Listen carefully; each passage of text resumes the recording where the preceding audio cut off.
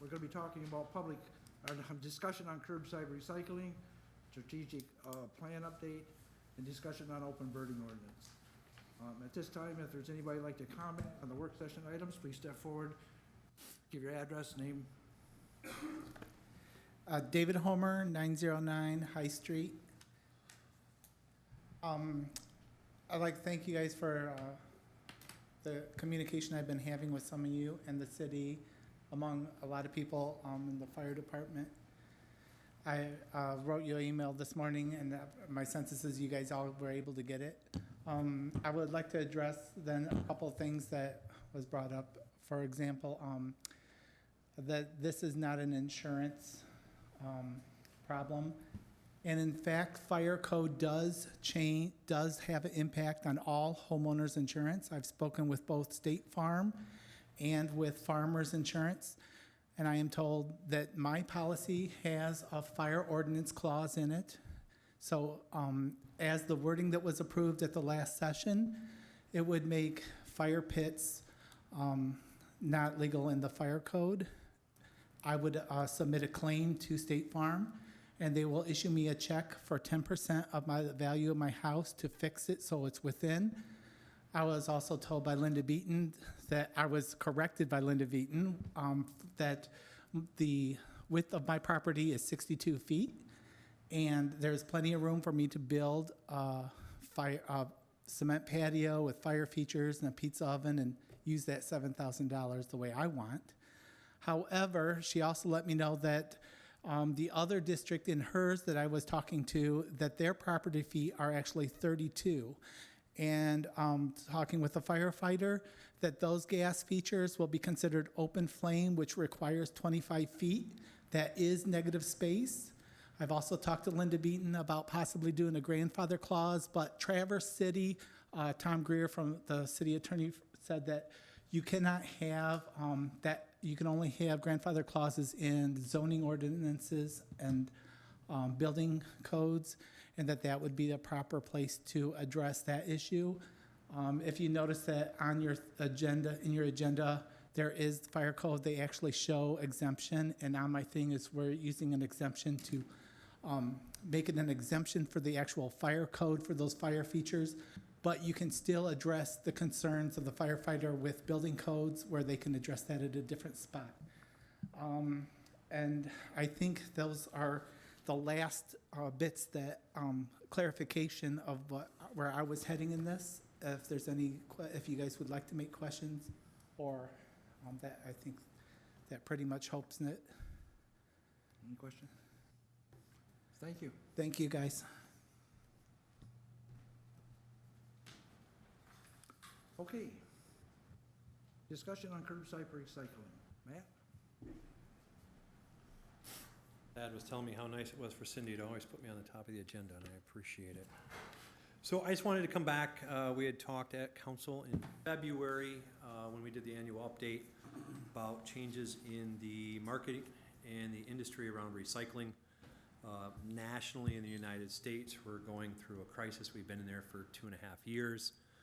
The industry experts are saying we're looking for another 3 years before we come out the back side of it, and even then, they don't think it'll ever be what it was. Really, without going into the big slideshow and recapping all of that, it comes down to 5 basic points, and that is we as an industry, the solid waste industry, have done a great job of keeping recycling low cost to the resident over the years because we've bundled those costs on the backside of either the solid waste or we've used rebates or other things to offset those costs. So we've created a very low boundary to entry, but it doesn't create a sustainable product. So that's kind of the second point. The recycling product can't stand alone on its own anymore because of the economics behind it just don't allow it.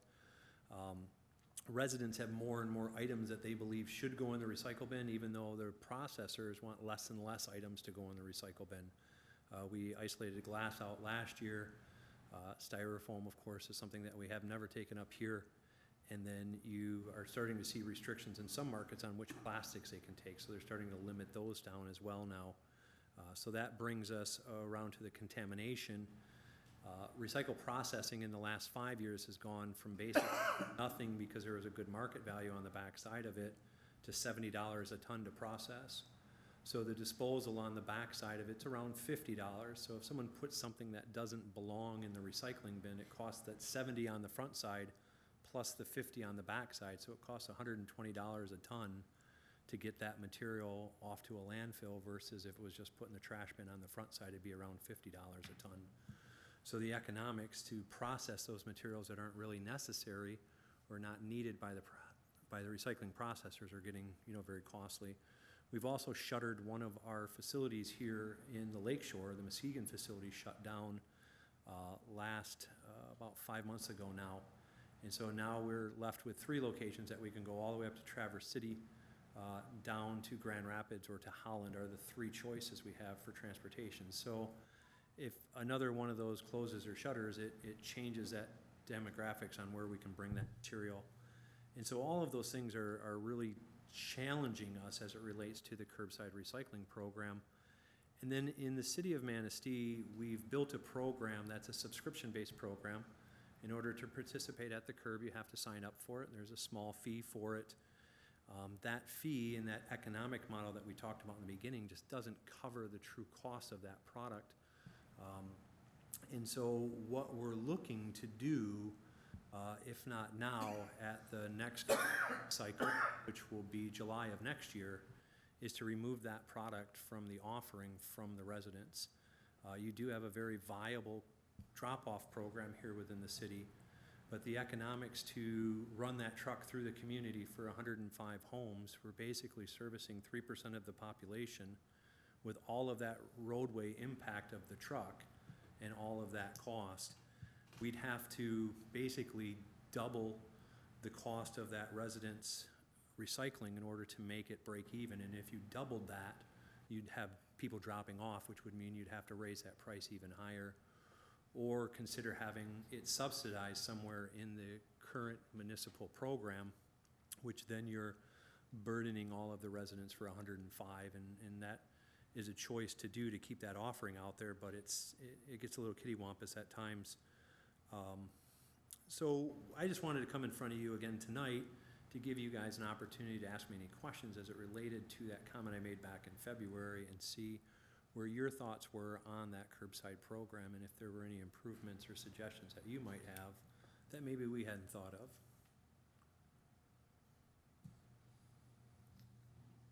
I thought at our last meeting that we had with everybody, I thought we had kind of settled where we're gonna go with that thing, that program.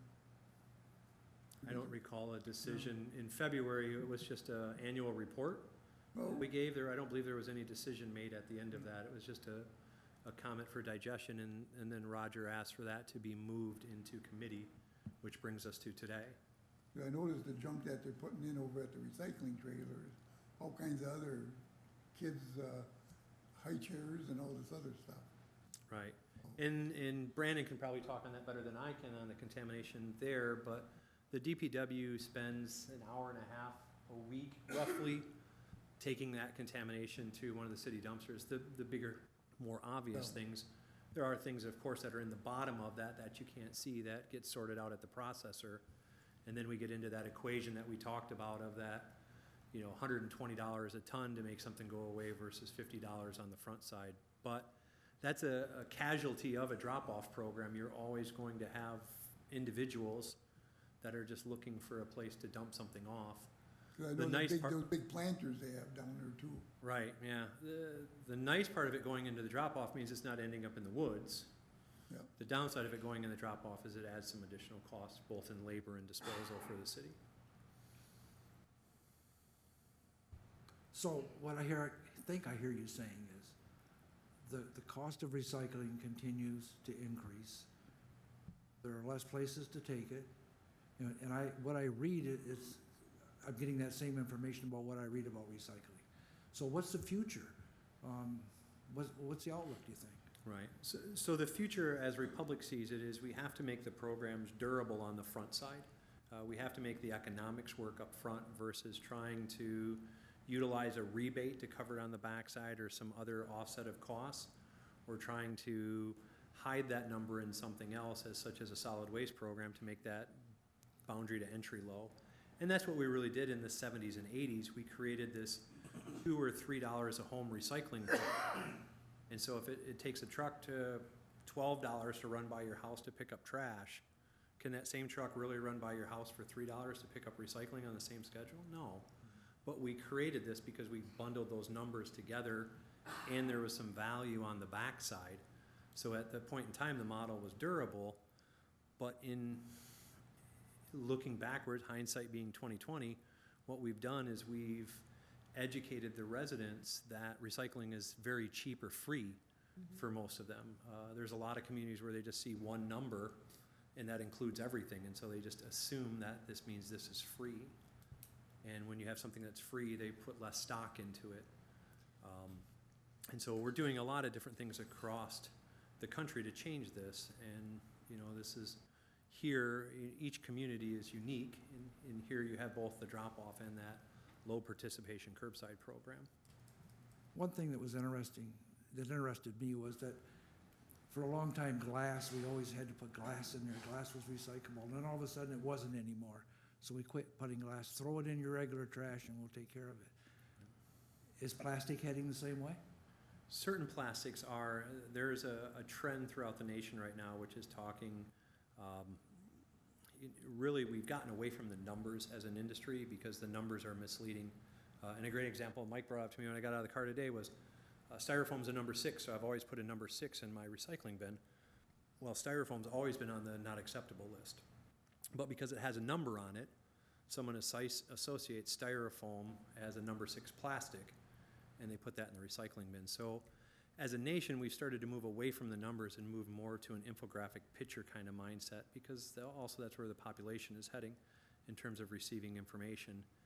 And so, I think you're going to see more limitations come on recycling based on what markets will bear, but only time will tell what that's going to be. So I have a couple questions when you Just get one- through, I guess, Roger. One more follow-up.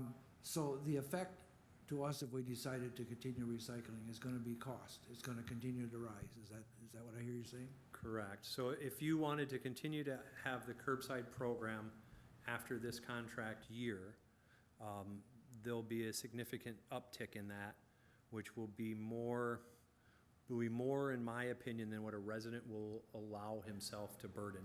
So in order to keep that program at a affordable number, you would almost have to subsidize it through something else in the solid waste fund, which is up to you guys to make that decision. But no matter which way we go, whether it's curbside or our recycling center, Right. it's still going to increase. Well, the recycle center has been leveled at this point in time, and that program is durable and sustainable today based on the fee structure that's involved in it. It's the curbside with all of the additional collection hours and the low participation that's not durable. One of the things that was a stumbling block for a lot of the people when we had some heavy discussions about recycling at curbside was the size of the container. Nobody wanted to store a 64-gallon container for recyclables, and now what I'm hearing from you is because less and less items can be recycled cost effectively, I think a lot of people might be more persuaded if they had a tote size that you could just carry out. To answer that, across the country, we're removing almost all of the totes from communities. And I'll give you the example of Ludington, which is going through that transition right now. Ludington has a weekly service of those bins. So the truck is driving through the entire community every week to pick up 18 pounds from a home, where if you use a cart will hold 5 of those bins plus flattened cardboard alongside of it and runs about 45 pounds a cart. So the efficiencies to run through a community to pick up those bins it's very labor intensive and costly to do that, because it's all manual. The guy has got to get out of the cart at every house, tip that cart, tip Well, that little bin. Very high population of senior citizens who really don't want to drag out something like that. Right. They can handle something smaller. Right. So for a lot of the homeowners, that's not a practical solution either. So what I'm hearing you say, if I'm correct, is the 96-gallon cart isn't practical for a large portion of your population. That's very true. Okay. There's the conundrum right there. Mhm. The other thing too is I don't think people understand the difference between things that have been made out of recycled materials, which aren't recyclable again. Right. So We I just think had that that's- yeah, conversation as well on paper Right, towels, yeah. I used to have that in paper all the time, Mhm. so, anyway, those are my comments for now. I spent a lot of time in Europe, and they have been in the recycling business for a long, long time. And one of the things that they do is they demand that the recycling be easier for you on your side. And for example, glass recycling containers have 3 separate chutes. Mhm. You have clear glass, you have Yep. brown glass, and you have blue and white. Correct. Or blue and other. And what they then can do is by separating glass that way, they're able to either just grind it. A lot of the glass, instead of going into the landfill, they just turned it into sand. Mhm. They just put it into a big crusher, which is not a very expensive machine. But it was because it was already somewhat separated that that they could do that. And they could crush it, they could crush that glass down to anything from powder to Aggregate. gravel. Yep. The other, Looking at one of those pieces of equipment in the Mason County market right now, which would also serve Manistee, I don't know the time frame on it though. and at least that way, we're not filling, by volume, we're not filling, even if you were just able to recycle glass and all you were gonna do is crush it, you would be saving your landfill tremendous volume. Absolutely. And may be able to even have some use, because they actually, the same thing like we did with waste, they let people take the glass if they wanted the pulverized. Mhm. So if they were mixing it with concrete to build concrete structures, they would come in and fill up their truck. The other thing is, the same thing with, would it be helpful if you separated the plastics from the metals? That always amazes me, that I'm putting my tin cans in the same with my recycled plastics. So the way that the sorting system is built in the United States right now, almost 90% of all the facilities have been switched over to what they call single stream recycling, and that's the way that you guys utilize here to some degree. You do have a separate fiber dumpster here versus the commingled is what they call that. And so you're doing one step better than core single stream where everything's together at the drop off. But in that single stream model, those facilities are highly automated on the front side. And the first items that are in that sorting process are called screens, which are large discs that basically float the paper and cardboard above them, and all the 3 dimensionals drop through. So the first step in the sorting process is them actually separating those 2 items. Okay. And then optical sorters and eddy currents and all this fancy-dancy equipment that they have now do the hard work of taking a lot of those materials in separate paths. So it wouldn't really save you any? Okay. No, and transportation-wise, it would actually increase the cost of that facility to add those additional containers. The only additional piece of equipment that you could add at that facility, which is by far the largest thorn at the drop-off center, is the fiber. The fiber fills up really high on the weekends, and I think that's got some business use to it and what's driving that. But you could put a compactor in that, and we've seen that done in like the Sterling Heights markets over in Detroit. You've seen it done at some of the local transfer centers in the Newaygo and Mason markets as well. But that, again, is a very large capital expense between the power, the concrete pad, and the piece of equipment. You're almost $35,000 of investment in order to put that in there. You would see a payback in 3 to 5 years, but it's got a lot of upfront cost. There are some grants that we can apply for next year to see if we can get some subsidies to that. And I think that's something that Jeff and myself will work on behalf of the city.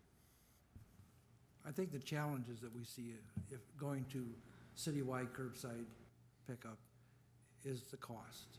Yep. We need to work on the cost and get that to a point that is acceptable by the majority of the taxpayers. I just don't think that's gonna happen. We've tried that 3 times in the 5 years that I've been with Republic up here, and all 3 times that cost has been higher, and that's when the market was better. So now that the market's not in as stable of a position as it once was, that cost is gonna continue to creep, which, again, Linda made the comment, we've got a lot of senior citizens in this community that don't wanna have that extra cost, and therefore, I think that would be continuously pushed down. I mean, we just can't make it, you go back to that early 70s and 80s model of $3 or $2 for curbside recycling, it's just not durable.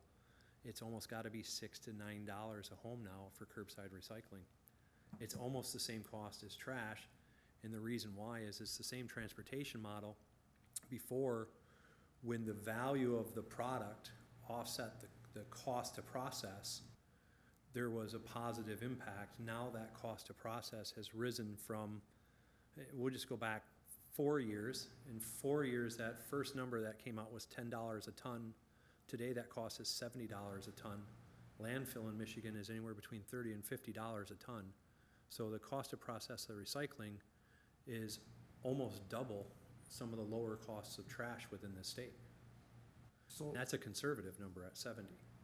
so Ludington, not Ludington, but Scottsville, Mhm. don't they have curbside recycling? They do, twice a week. So, and they have a lot of senior citizens. How do they make It's all rolled into their master program. Every resident has access to it, so more people are paying for it, which offsets that cost on a brighter scope. Where you are just, each resident has to choose whether they want that at the curb. I guess my question was, or my comment was on citywide curbside Right. recycling, that everybody participated. And we've proposed that 3 times, and each time the council has passed on it.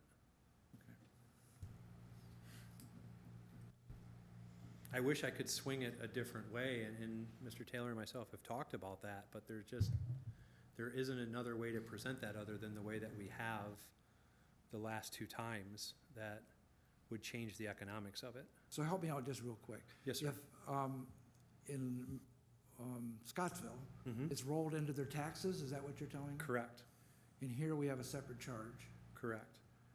If it was rolled into our taxes, then it becomes acceptable? Is that? Because all of their residents are lifting that boat at that point. Where here, you've only got a very narrow group of residents that are lifting that boat. Okay. Well, that's not entirely correct, because I think part of the rubbish cost is on our bill that we get with our water and sewer. Correct.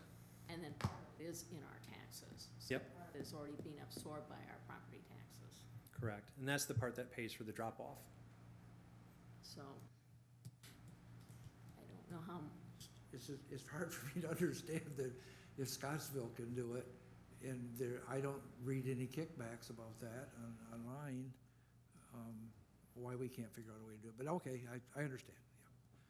Just, We'll continue to talk about it at the committee level. We do have that solid waste committee now that's meeting quarterly at a minimum and every other month at a maximum. And we're gonna continue to talk through those things that will appear and not appear on the next contract cycle to see what they feel is durable to present to you.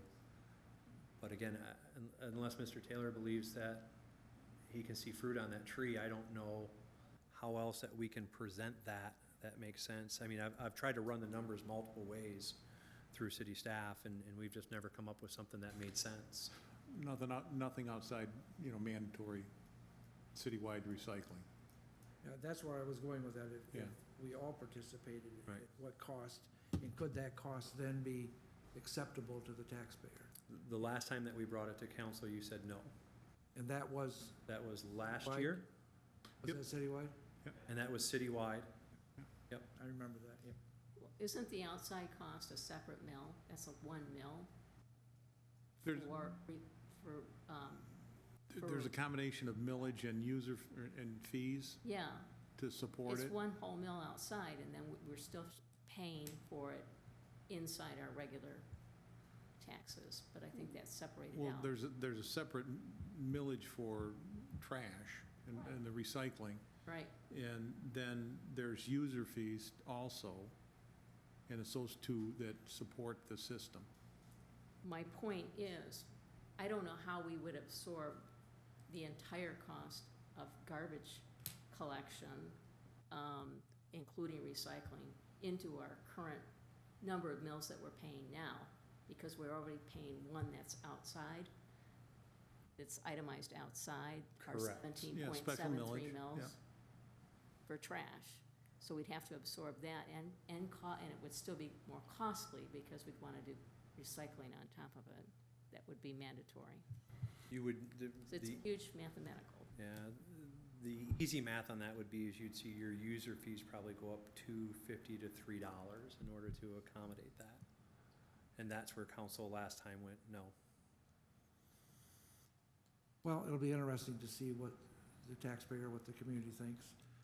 If they want recycling, curbsides citywide, then we'll just have to pay more, I guess. Maybe put it to a vote. Yeah, put it to a vote or something. We'll figure it out. Thank you. You're very welcome.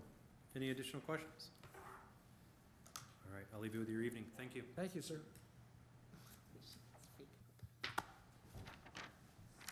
Plan update, Mr. Taylor. Yes, council has a copy of the strategic plan and the updates, and again, we try to do this every quarter. The highlights are in red. A number of the highlights are associated with the activities through Project Rising Tide, and special thanks to Lizette for making a lot of that happen. So as you can see, there's been a lot of progress since our last quarterly update. We're still working on the goals and the strategies as determined by council from a couple of years ago. So at this time, I'd entertain any questions that council may have on any of the updates.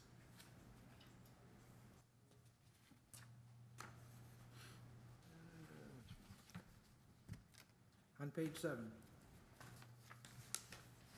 Tennis court. How are we doing on that? The ones at First Street, they've submitted a grant to the Community Foundation, and to my knowledge, we have not heard a determination from the Community Foundation.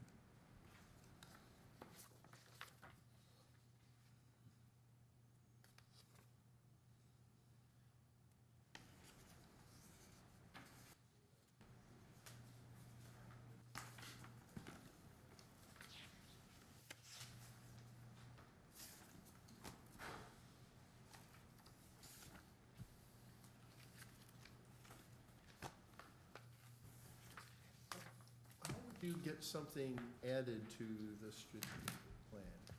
What's the, Right now, we don't have a process in place to make any additions to it. Certainly open if council collectively wants something added to it, we can do that. because one of the things that I mentioned to you was to have a dog park as part of the Morton Salt property, the Morton's Park.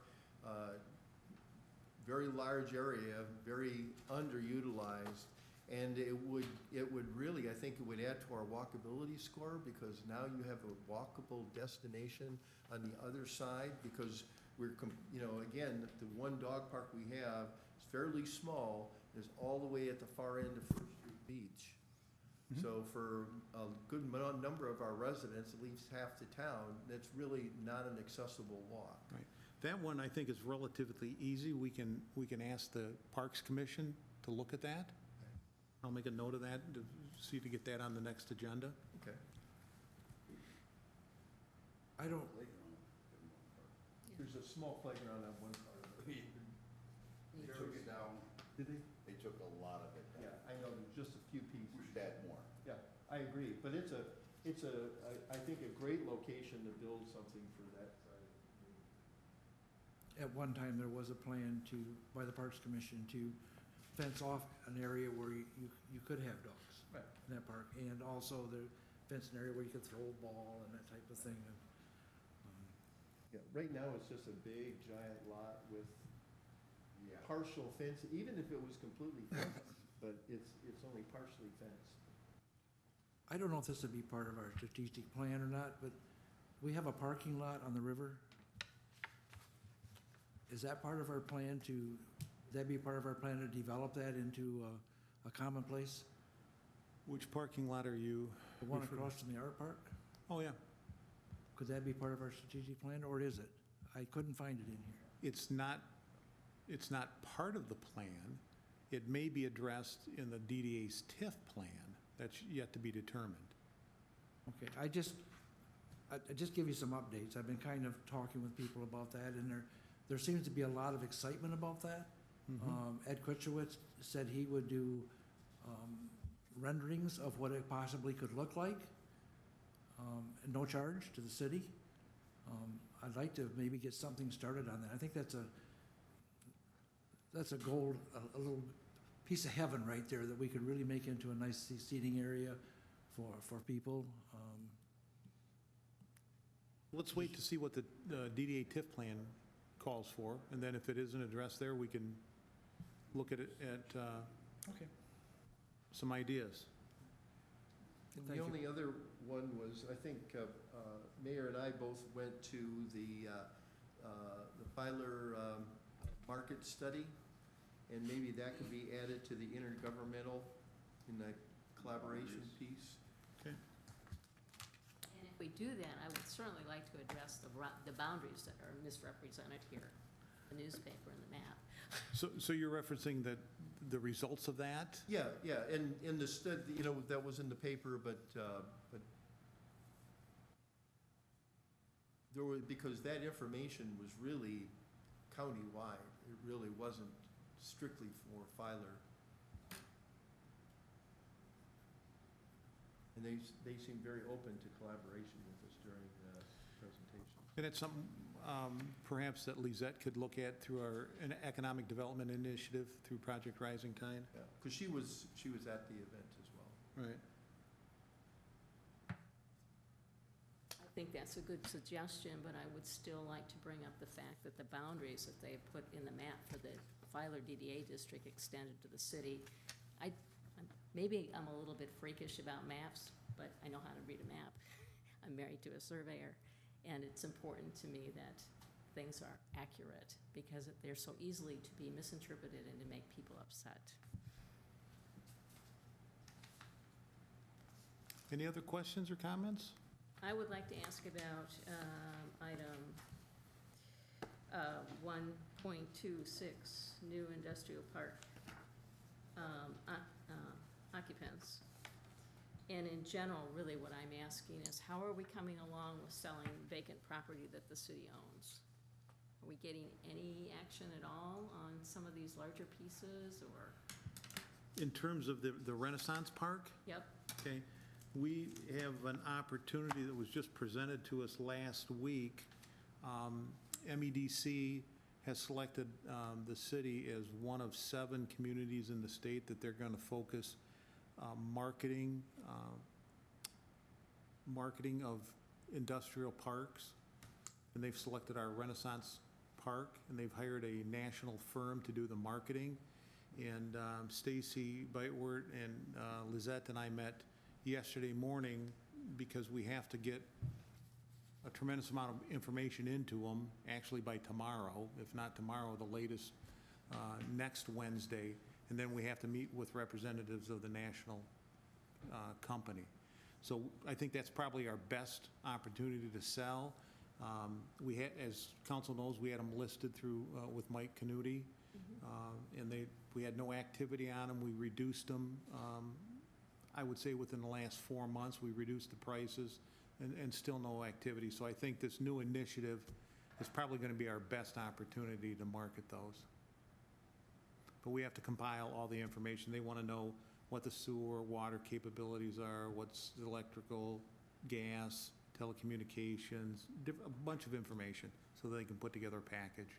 And fortunately, we have some of that already, because we did it with MEDC as part of our redevelopment ready community in a different manner. So it shouldn't be as daunting a task as it sounds.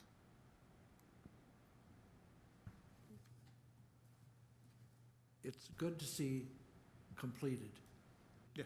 There are a lot of things completed, and you're moving forward with that, and that's really good news. Yeah, staff has done a really good job of taking council's direction in terms of the strategic plan and working on those. And you're right, it is nice to see completed. Anybody else? Discussion on open burning. Public Safety Director.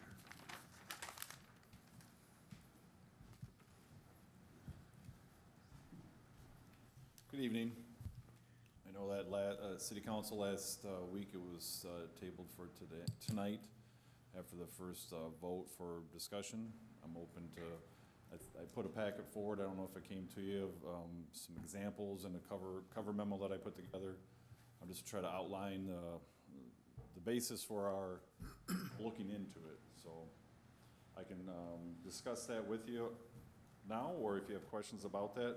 The biggest thing I want you to remember is, as George Taylor told us in the first day that we were talking about it, is we have adopted International Fire Code a while ago, the city has. So the standard of the 25-foot rule has been in effect for a while.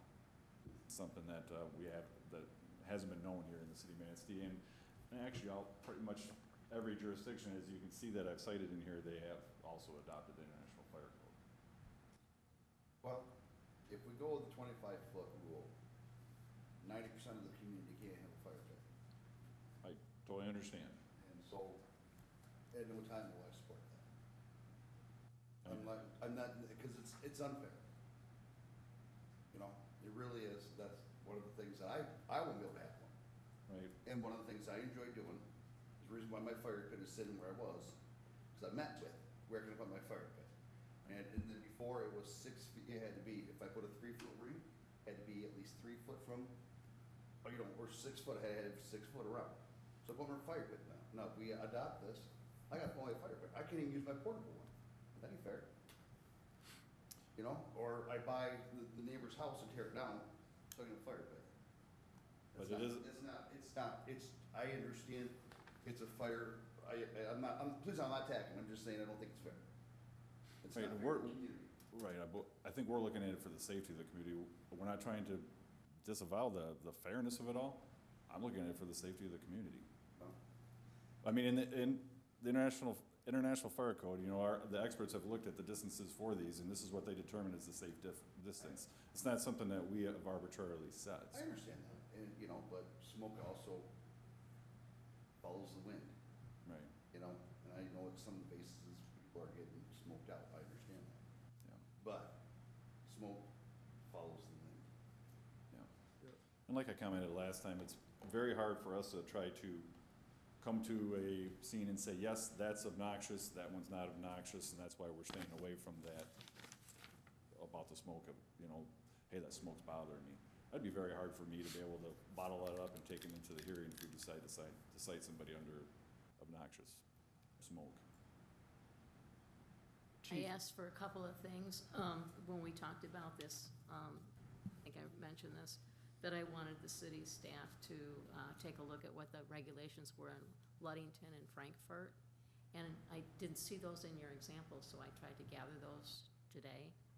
And it's really shocking when I see them, because Frankfurt is sort of similar to what you're proposing, but Ludington is completely the opposite.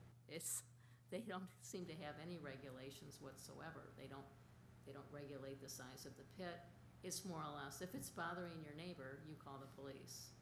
And they come out and they check it, and they decide whether the fire can stay or whether the fire has to be put out. And they have the authority to tell them to put out the fire.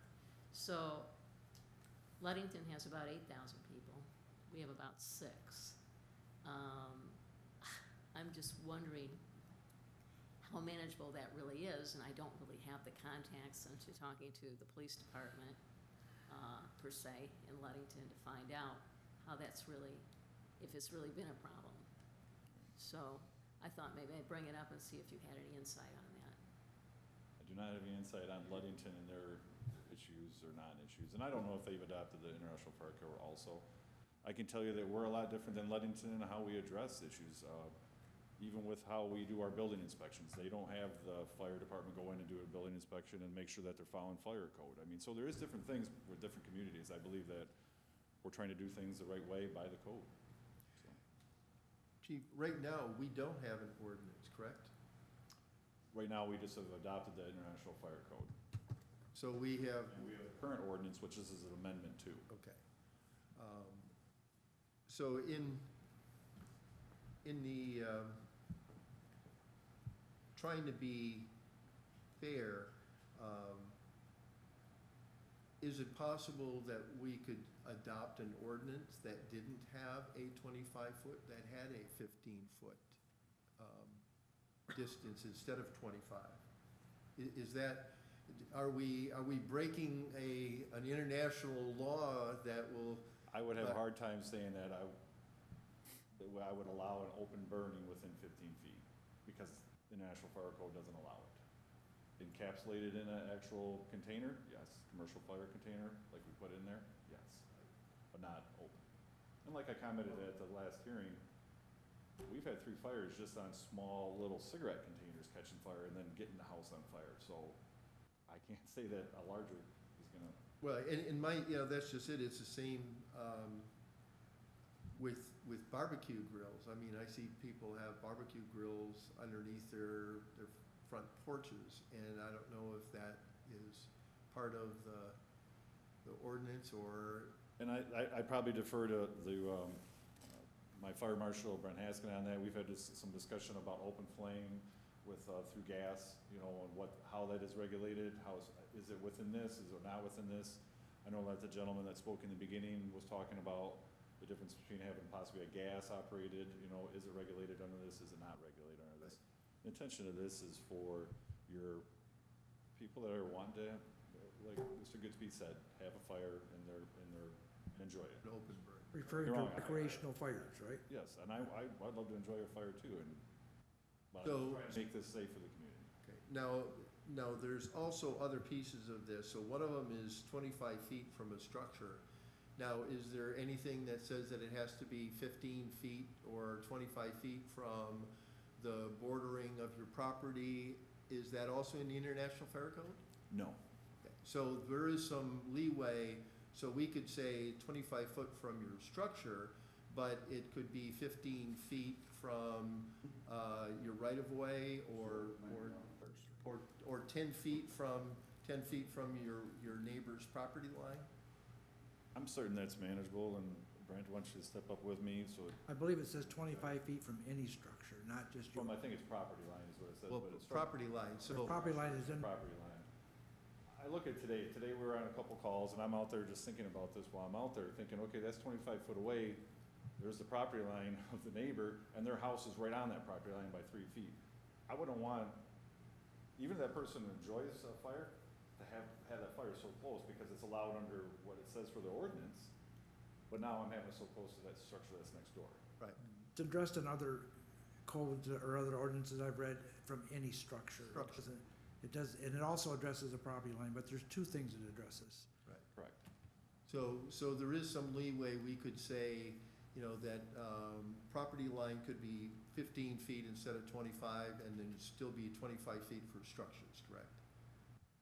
Yeah, I mean, the restriction from the property line, from the sidewalk, from the street, those are not in the International Fire Code, so that was just a recommendation that was brought forth, so those numbers could be modified. But the other stuff is found in the International Fire Code, so you'd have to amend the International Fire Code to become less restrictive. Got it. Now, how about, is it also within our purview to say that, open burning in the front of your house off of the sidewalk is not permissible? Because I saw that in a number of other cities where they basically just don't want you burning, your firewood out in front of them.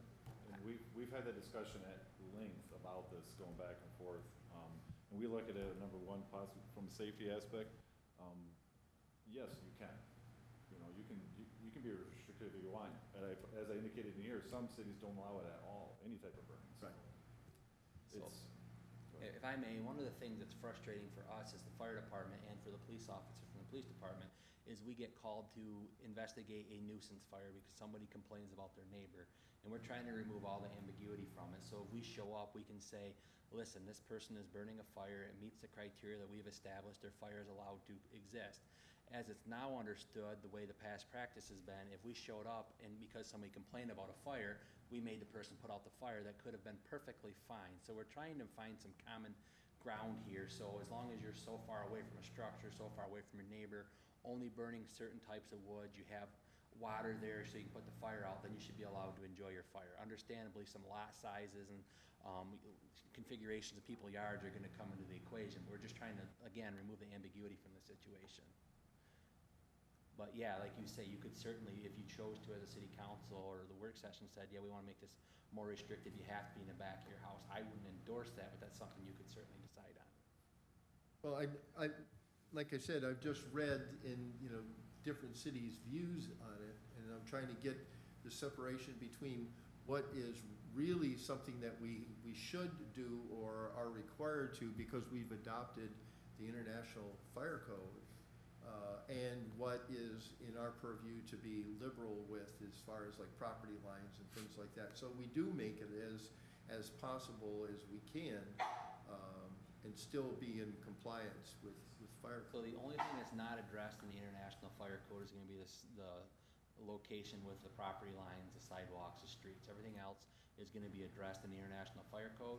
The only thing else that Mr. Saylor and I tried to amend was the definition of portable enclosed fireplace, because it seems to be something that people have a hard time wrapping their head around. So we tried to make it so anybody that could show up could say, okay, this has sides on it, or has lid on it, it's gonna contain the ash and the embers from spreading.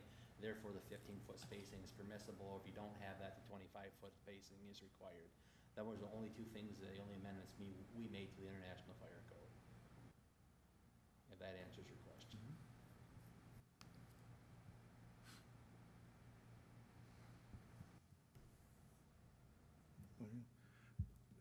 I believe that people have a right to have a campfire, and I think that we're trying to make that possible. We talk about the outdoor fireplace. If you don't have 25 feet, you can use enclosed outdoor fire, portable. 15-foot That spacing. allows you 15 foot, so we're trying to do that.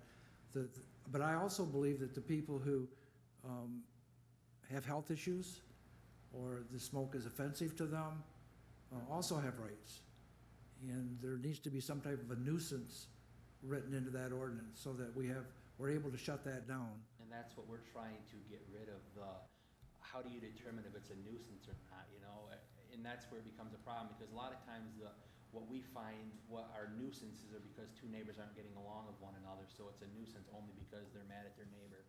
So we're hoping that if we can say you can only burn this type of dried, seasoned firewood, and your fire has to be limited to this size, that we can do away with those complaints. I'm sensitive to what you're saying if somebody has an allergy to the smoke or something like that, but it's so hard to police that. Well, some of the areas that I read the ordinance, it makes it pretty clear.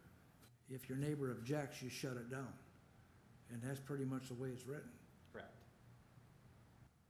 Just an observation, it just makes it pretty cut and dry.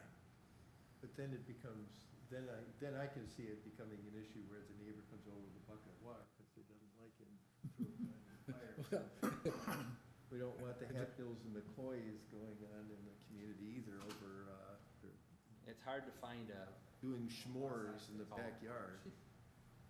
Well, I spent some time calling around and talking with different agencies. I talked to Ludington, I called Jackson, I called Harrison. I called around to see what issues they have with campfires in their ordinances. People just seem to want to abide by the ordinance once it's written, so I guess I don't understand the issues. They have nuisance written into theirs. I can't seem to put my hand on the one right now, but I had one in front of me. I just want to protect the people that can't take the smoke. We don't allow smoking in restaurants. We don't allow smoking in bars. We're very sensitive to smoke. Some people are very sensitive to smoke. And the smoke inhaled secondhand, whatever, is not healthy. It's not healthy for us. And unfortunately, some people want to burn a campfire every day that it's not raining. And it gets to be very annoying. So at what point does it become a nuisance, and at what point can we do something? Does it make any sense? completely. Just don't know how to do it. We need to figure it out. Well, other than, I think they have the right idea is by allowing that it has to be clean wood, you can't be burning treated wood, it has to be clean, burnable wood in order for it. So that's gonna reduce a lot of the toxicity that you were talking about from people. what do you think about putting a time limit on when you can have a campfire? Some of the ordinance I've read actually have a time limit from, As far as a curfew is concerned? yeah, We talked about that for a long time too. Our issue, I think, is when we were talking about it, is the unattended fire. You could put a curfew on it, but they also leave it unattended. Okay, we're done with it for the night, I'm just gonna let it burn out. You know, those are the most, but I think it also Issues. could address when, after a certain hour, it must be extinguished. we talked about that, but we decided not to put it. Yeah, At okay, this I just, I think that becomes another policeable, difficult issue to police, especially, you know, again, with our sunshine, with daylight savings time, you know, you wanna, you know, the ambiance of a fire usually requires dark. Well, And usually that we're gonna have a lot of other things that we can go and talk to them about. The noise level of the party, the people that are outside. I mean, those are other things that we can, you know, take a look at when we have those instances of somebody burning it. We didn't include it. We talked about it for a very long time, but we didn't include the time. it's just an observation of what other areas do, whether it works or not here, I don't know. It's something that we put together from our complaints to see the city council's decision and direction of how they wanna proceed with it. So we're just giving our input and our guidance to what we believe should be a amendment for that, so. Me personally, I want people to be, I want us to work to do everything we can within the safety parameters for people to have campfires.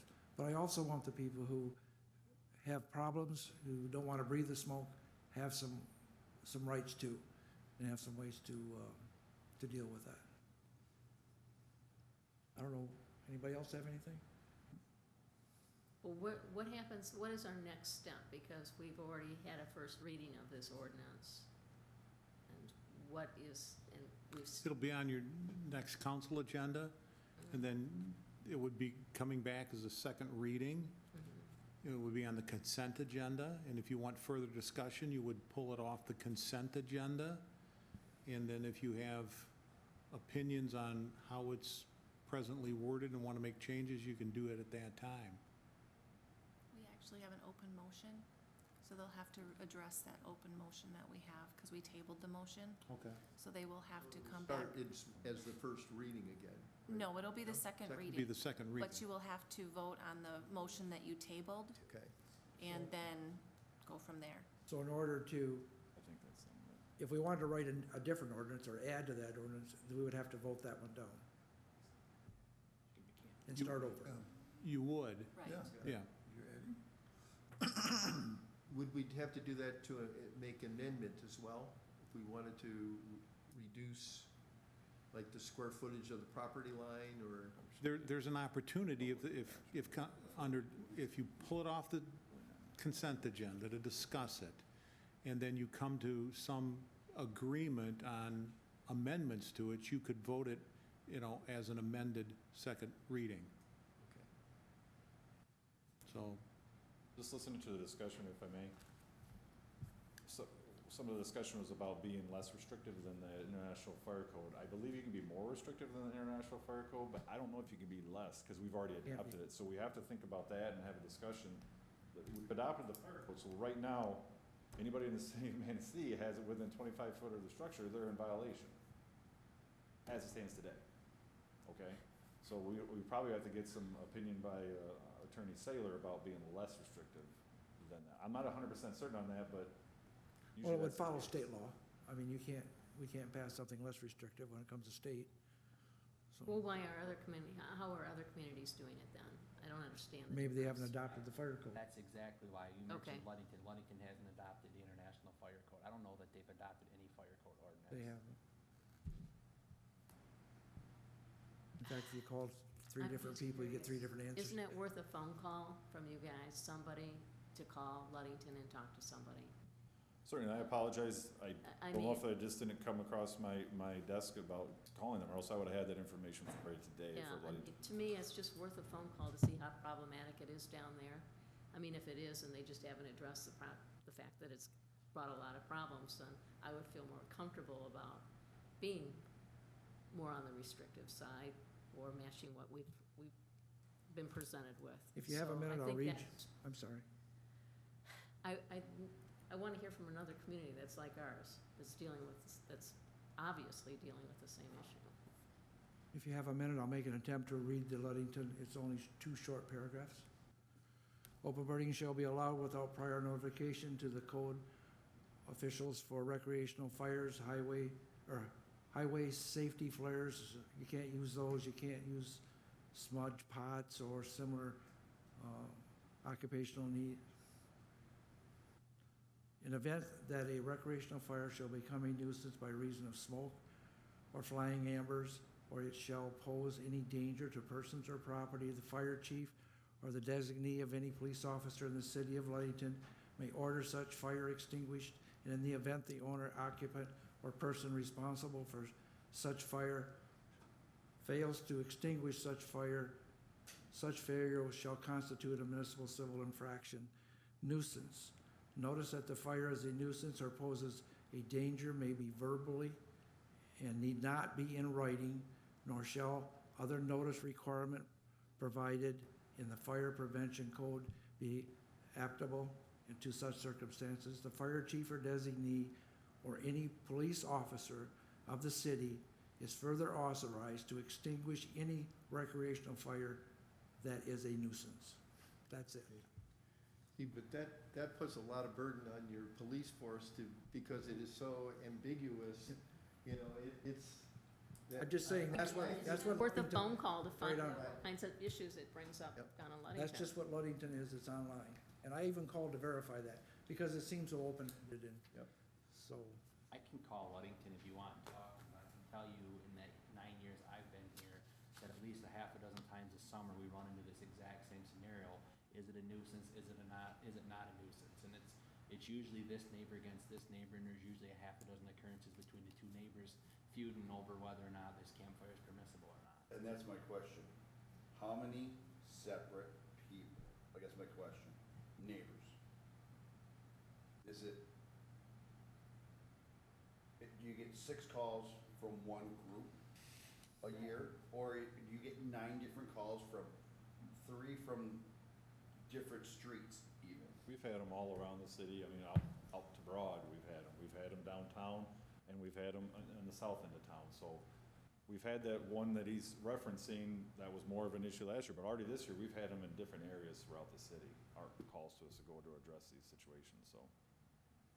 so would you run it by me again, how you think it would work? As we referenced as the amendment, Yeah. stay with the International Fire Code, but we want to make sure that we're 25 feet also away from property lines. See? Yeah, and that's just it, though, that's the part. You're 25 feet from the structure, 25 feet from the property line, then you've eliminated the entire city, or a good portion of it, because where does the house go, right? I mean, and that's where, can we make a little bit of room? Could we go 25 feet from the structure and then 10 or 15 feet from the property line? At least now you have some opportunity. You've eliminated pretty much all of Maxwell Town, all of my district, half of yours. With Everything on the east side of Manistee, you eliminated to a fire. Right. No fire pits. with 25 and 25. With 15 Oh, even. even with 15? Go drive it on my lot line. From my garage to my lot line is 13 feet. That one I know. The lot sizes are 40, most of them are 42. I used to have 92 by 56. But maybe front or backyard, I mean, you may be able, that's why I was saying is if I can go 25 foot in the backyard and still be within 10 feet of my property line, I can still do it, not on the side, but maybe in the front or the back. I'm saying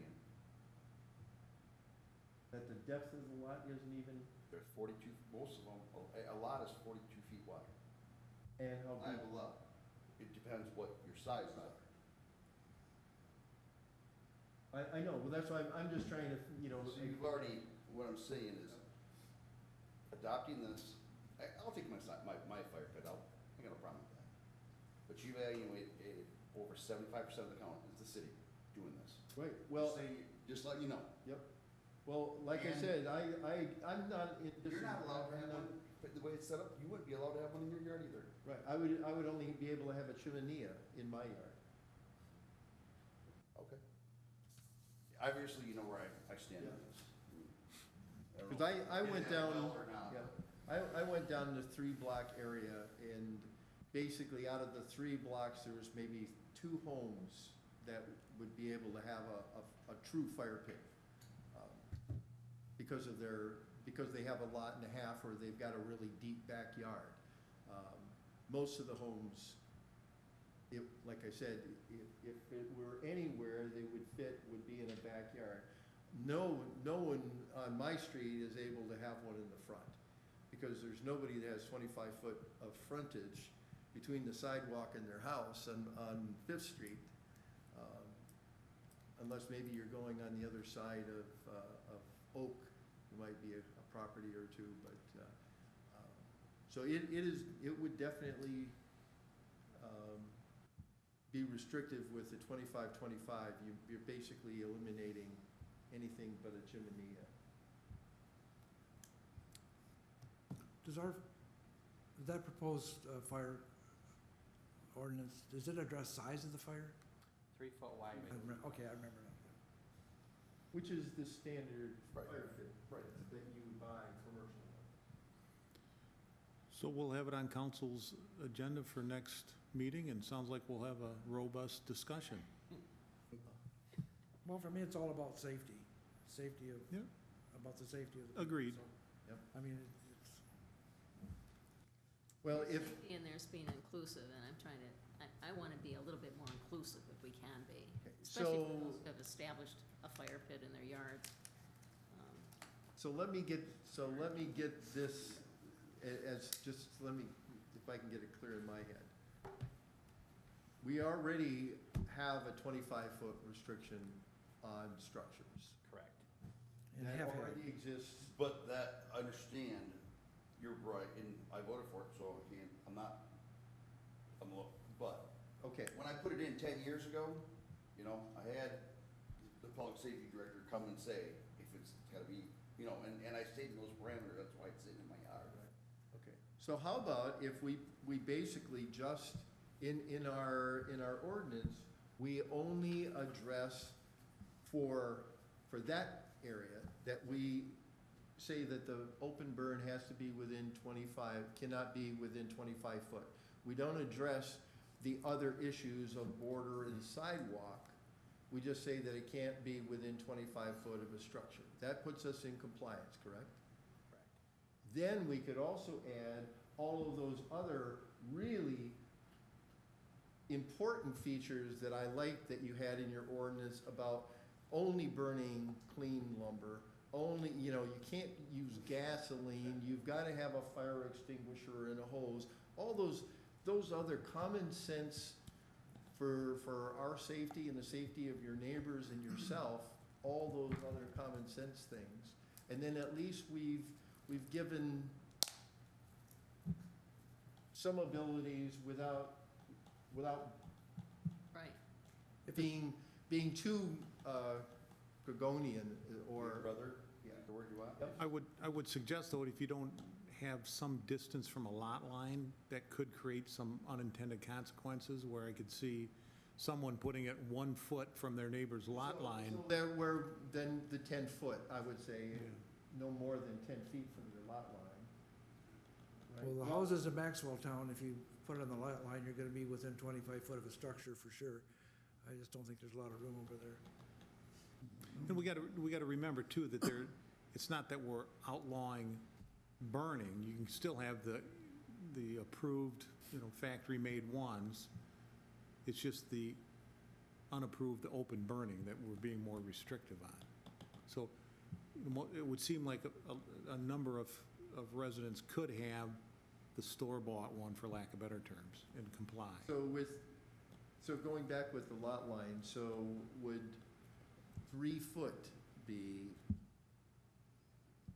too close, or I'm trying to find something that is as in compliance as possible without us giving any undue restrictions, other than for those common safety things. I like the idea, again, that you don't burn gasoline, you don't burn, you know, your grass and your, you know, lawn clippings and, you know, garbage, basically.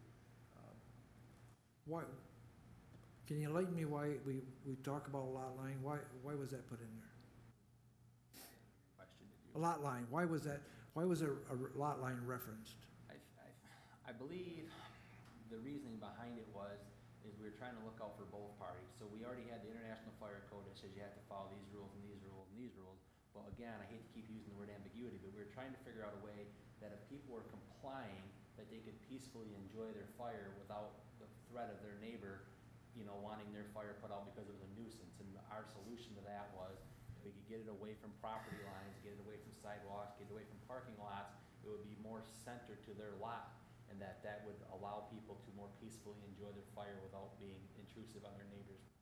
So how about if when we write the ordinance on we say that it has to be within 25 foot of a structure, and that would include any neighboring property's structure? Well, that's what it should be. When you say structures, it'd be any. Well, I'm Doors just or trying to be, you know, again, you know, I'm looking at mine, okay, well, you know, I make my 25 foot, but on the other side of my fence, there's, you know, there's a house 3 foot away. And in a couple of the other ordinances that I referenced in it, they actually reference fences or decks of your neighbor and Right, stuff they like do. that. So I mean, Yeah, those. and I hate to get into, you know, because then we just make it more and more and more impossible. We want to be able to have Captain Haskin go to the scene and know how to enforce it. Right.